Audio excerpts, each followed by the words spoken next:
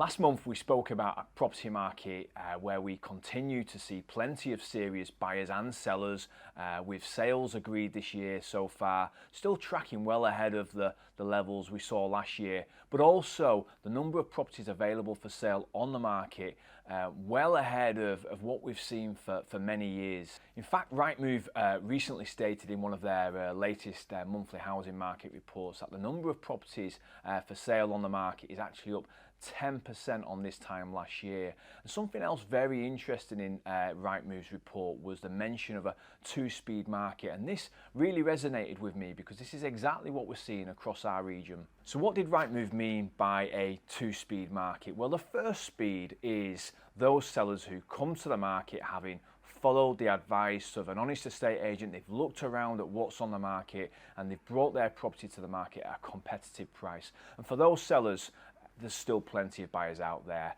good quality buyers who will pay a good price, and sometimes you'll even get multiple bids in the process. So what's the second speed market then? Well, I suppose these are the properties that perhaps come to the market at prices that are just a little too high, and we're seeing more of this than we've seen for some time. And typically what can happen with these properties is they can stick around on the market, only ending up needing to be reduced down the line. In fact, Rightmove say that a third of all properties on the market right now have had a price reduction. And they also go on to say that the overall average time to find a buyer is 62 days. But for those properties that don't have a price reduction, the time to find a buyer on average is about 32 days. Whereas for those properties that do have a price reduction, the time to find a buyer is much longer at 99 days. From a buyer's perspective, there's definitely far more choice out there. We're finding buyers can be choosier about which properties they want to view and indeed